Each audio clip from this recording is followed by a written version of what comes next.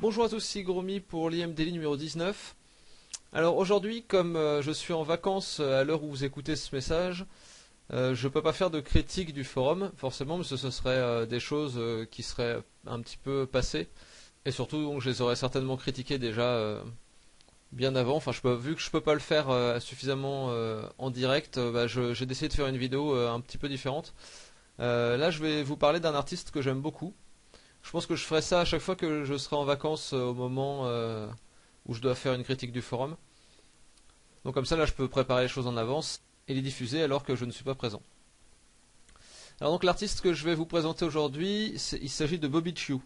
Donc ceux qui ont fait les premiers challenges sur Illustration Motivation il y a maintenant plus d'un an et demi, peut-être presque 2 ans, doivent savoir que j'utilisais pas mal ces images pour présenter les challenges. C'est vraiment un artiste qui m'a beaucoup inspiré et qui continue à m'inspirer beaucoup, et autant par ses dessins que par sa philosophie. En fait, il a fait pas mal de vidéos sur YouTube et sur Ustream.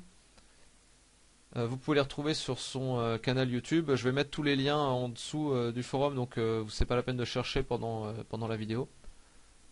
Je vais aussi vous montrer des images de lui. Et en fait, oui, dans les vidéos qu'il a fait et qu'il a mises sur YouTube, il a bon, il parle anglais, c'est un Canadien, mais enfin, mais pour ceux qui comprennent l'anglais, je vous conseille vraiment d'écouter ses vidéos parce qu'elles sont vraiment très motivantes, très encourageantes, et c'est vraiment un gars qui regorge de passion pour le dessin, ça s'entend. Et en général, quand j'ai un petit coup de mou au niveau du dessin, j'écoute une de ses vidéos et c'est reparti quoi. Enfin, il est vraiment super motivant. Donc je peux vous conseiller la même chose. Donc on va regarder un petit peu son œuvre et je vais sûrement avoir de quoi rebondir sur les images puisque je connais assez bien ce qu'il a fait. Enfin, ça fait un petit bout de temps que je le suis sur le net. Donc là, ça c'est les œuvres de son début en fait. Donc les samouraïs, je sais plus si c'est cette image-là, mais il y a une de ses anciennes images qui lui a valu un prix pour je sais plus quel annuel d'un site et qui lui a valu donc de nombreux contrats par la suite. Donc c'est un artiste indépendant et il est concept artiste et principalement character designer. Et donc il a travaillé sur des films comme Alice au Pays des Merveilles de Burton ou Men in Black 3. Et avant, sinon, il avait travaillé sur des films qui sont jamais sortis, donc il avait juste fait de la production interne et ces images-là sont jamais sorties. Et sinon, bah, il fait beaucoup de dessins lui, enfin personnels, qui revend sous forme d'artbook ou de print. Et donc il a monté un studio qui s'appelle Imaginism Studio avec Kea Sedera, qui est l'artiste avec laquelle il collabore le plus, et c'est également sa femme, me semble-t-il. Et dans Imaginism Studio, il y a également Champ, que je connais assez peu, Thierry Lafontaine, qui a un style qui est relativement proche du sien, Kiss Sedera, qui est photographe, à ne pas confondre donc avec Kay Sedera, qui est illustratrice.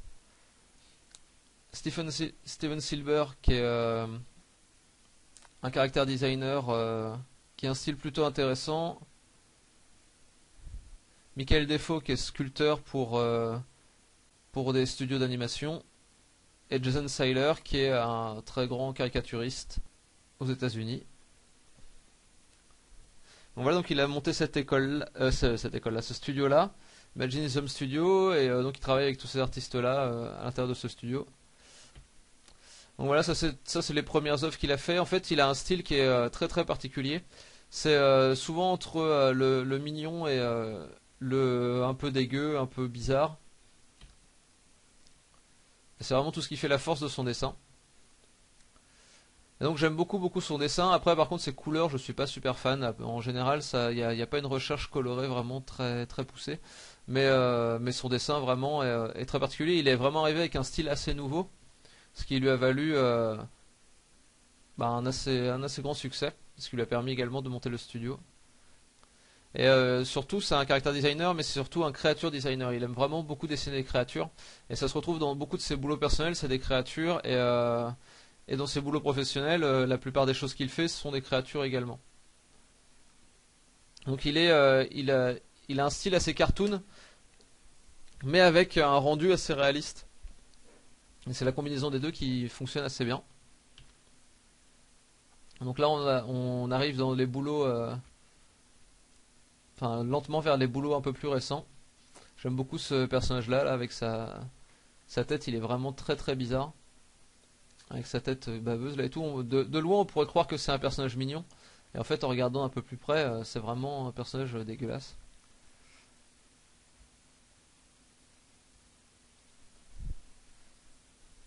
Donc ouais, ce que j'aime beaucoup dans son dessin, c'est qu'il joue beaucoup avec les proportions, enfin on sent qu'il a bien compris la réalité. Enfin vous voyez là par exemple sur ce dessin-là, le cheval c'est très simplifié au niveau du cou et de la tête, mais vous voyez que là les pattes sont très réalistes, le squelette tient vraiment debout, l'éclairage est cohérent, enfin voilà, tous les fondamentaux sont très très justes. Même là, enfin, vous voyez là les plis de la veste, tous les plis des vêtements et tout. Enfin voilà, c'est vraiment très juste. Sauf que les proportions sont plus cartoon et c'est vraiment intéressant. Ça a été, je dis pas que c'est lui qui a inventé ça. Hein, il y a déjà des gens qui le faisaient avant.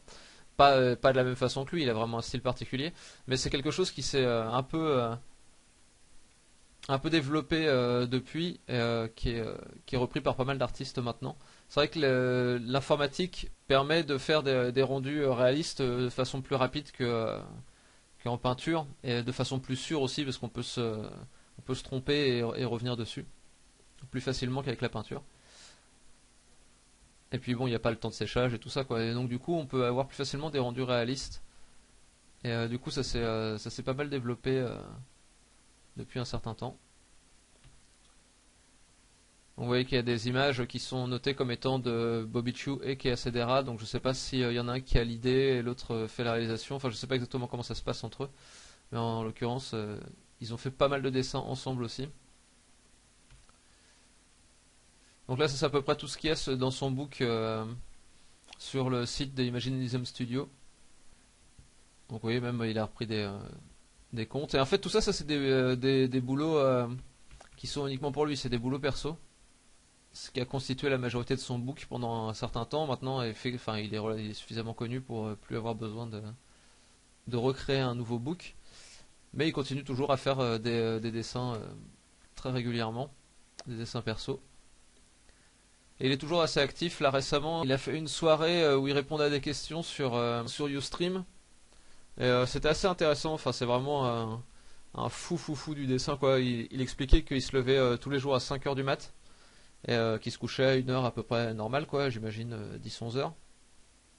Et qu'il mettait vraiment un point d'honneur à se lever à cette heure-là parce que ça lui permettait de travailler alors que tout le monde était encore endormi, et ça fait que quand arrive midi, il a déjà bossé pendant 7 heures, qu'il a déjà eu le temps de faire énormément de choses, et ça lui permet de s'arrêter de bosser à 6 heures pour avoir sa vie sociale en fait, normale, de la soirée, de la fin de journée et tout ça. Et, sauf que quand il arrive à 6 heures, et ben, il a bossé 11 heures dans la journée. Et voilà, c'est un temps de boulot tout à fait convenable quoi, pour un illustrateur. Et il disait que c'est aussi, enfin il disait aussi que paradoxalement, il faisait ça parce que c'était difficile et qu'il trouvait ça super intéressant de commencer sa journée par quelque chose de difficile. Donc ouais, moi je sais pas si j'arriverai à me lever à 5 heures du mat tous les jours, mais en tout cas c'est une bonne source d'inspiration, ça donne envie de se lever un peu plus tôt pour dessiner plus tôt et de vraiment se consacrer beaucoup au dessin. Il disait aussi qu'il avait pendant un moment, il recherchait le moment où il commençait à en avoir marre. Enfin voilà, il dessinait genre pendant 7 heures et il cherchait le moment où il commençait à en avoir marre et il allait lâcher l'affaire. Et à ce moment-là, il se disait que c'était justement le moment pour continuer et recommencer quelque chose, pour trouver sa vraie limite. Et apparemment, il a trouvé sa vraie limite à un moment, il a continué, et il s'est foutu en l'air le poignet. Donc c'est dire à quel point cet homme est fou. Donc cette image-là, je l'aime beaucoup, c'est pour ça que je l'ai laissée un petit peu en fond pendant que je vous parlais.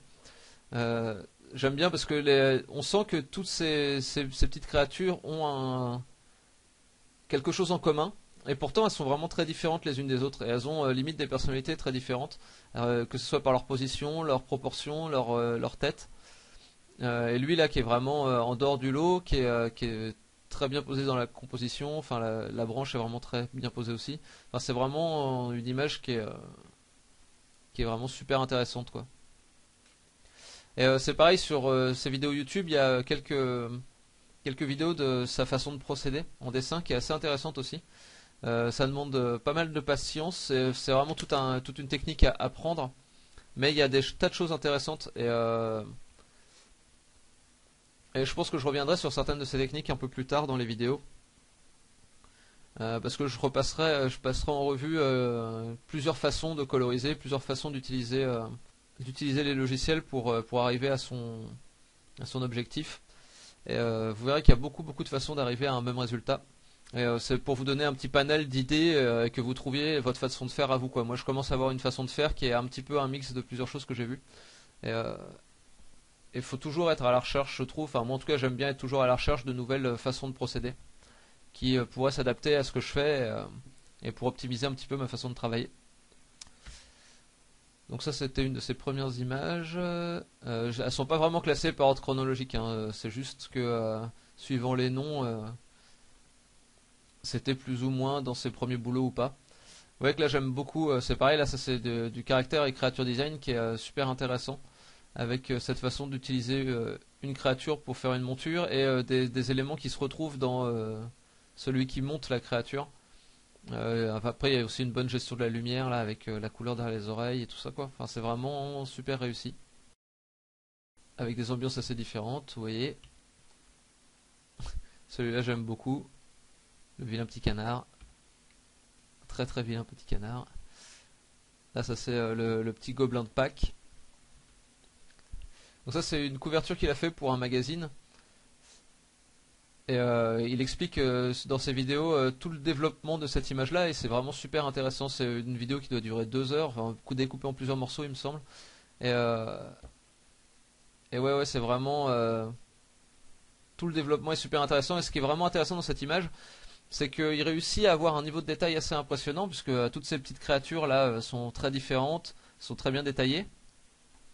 Mais l'attention est vraiment centrée sur ce personnage-là. La composition, enfin, on n'a pas le regard qui se disperse trop. Donc c'est quelque chose qui est assez difficile à atteindre et qui est très très bien réussi ici, c'est d'avoir une composition globale qui soit vraiment bien foutue où les éléments importants sautent aux yeux et en même temps que les spectateurs puissent enfin, y passer du temps à regarder des détails, avoir des petits trucs intéressants, des petits trucs amusants. Et là, ouais, c'est vraiment une illustration de ce concept-là. C'est quelque chose qui est un but pour beaucoup d'illustrateurs. Moi, j'en suis pas encore là. En général, le détail, c'est plus quelque chose qui va m'ennuyer. Mais là, même, je pense que pour dessiner le détail, là, il s'est pas ennuyé du tout parce que c'est vraiment des trucs assez marrants. Il a dû designer toutes ces créatures-là et c'est plutôt sympa. Donc là, un fan art qu'il a fait pour Adventure Time. Il a fait la vidéo de sa façon de procéder également en speed painting. Vous pouvez aller voir ça, c'est assez intéressant aussi. En fait, il part en général de noir et blanc et il ajoute la couleur par la suite. Et cette façon de faire fonctionne assez bien avec son style. Donc ça, c'est ce qu'il a fait pour Men in Black 3.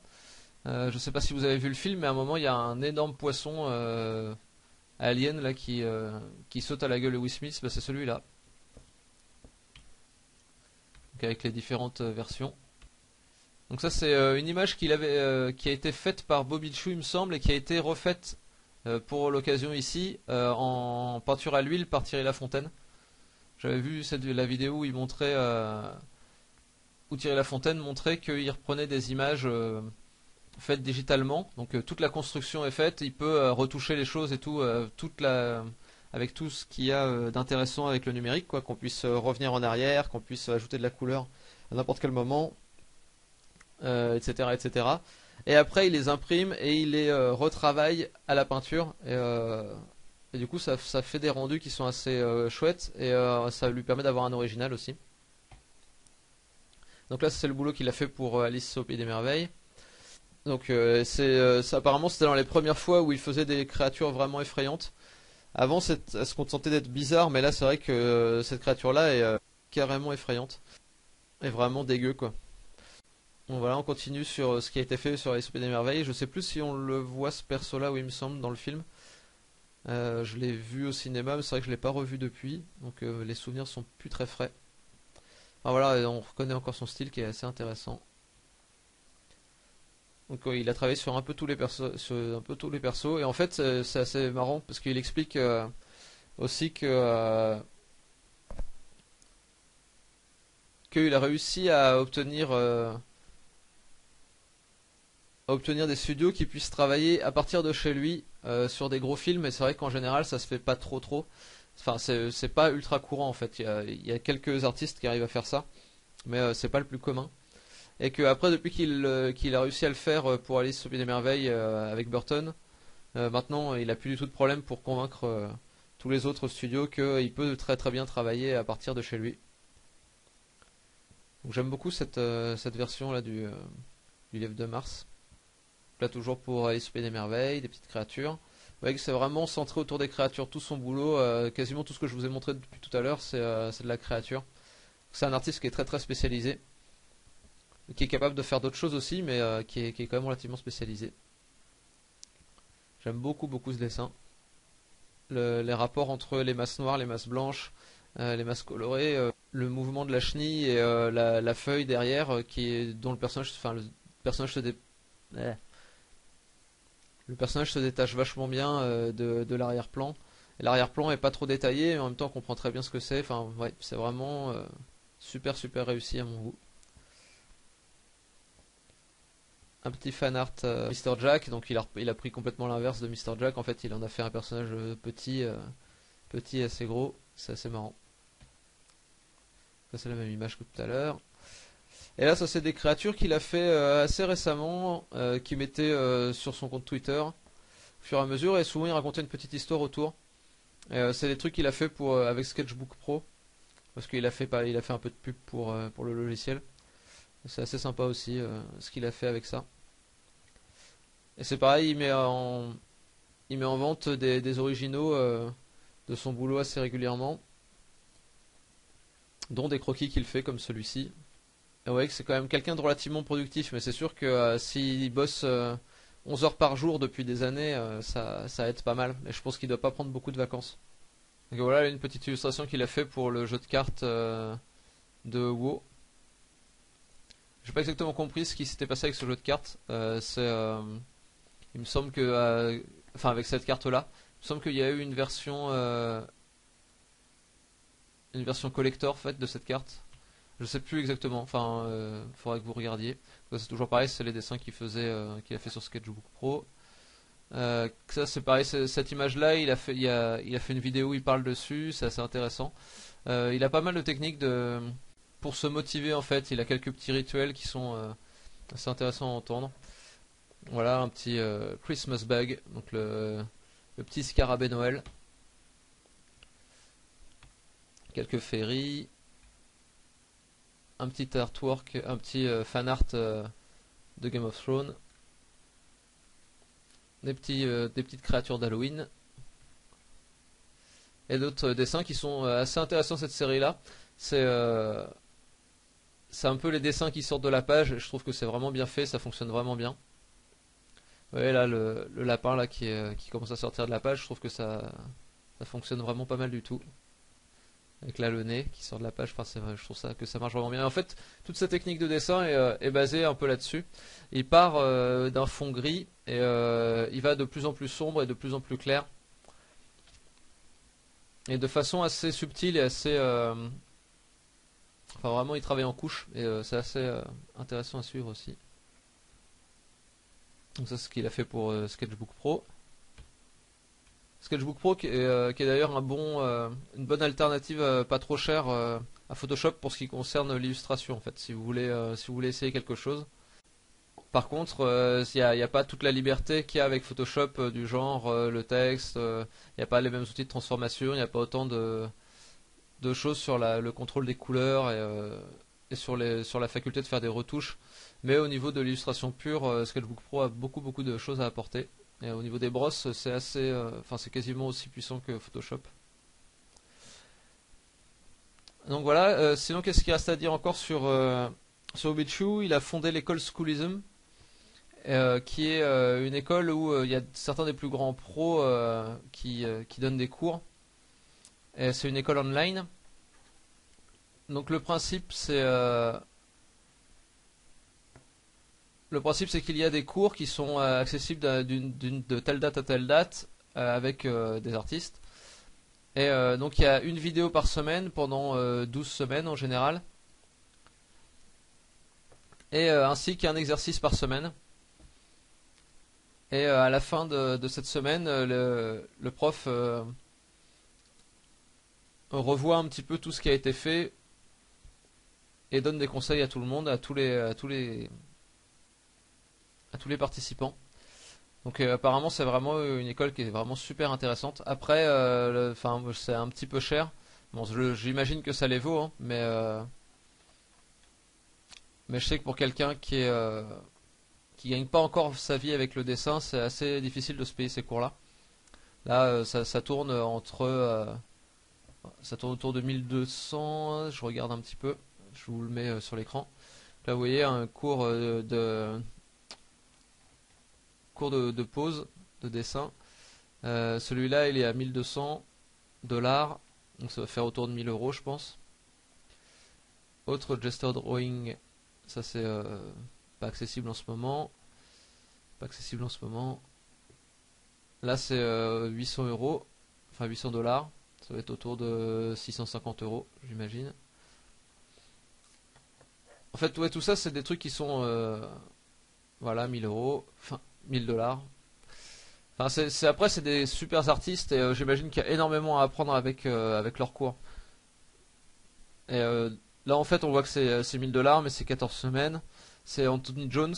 Je sais pas si vous connaissez. J'imagine que j'en parlerai à un autre moment, puisque c'est un artiste qui est super talentueux aussi, qui est vraiment à connaître.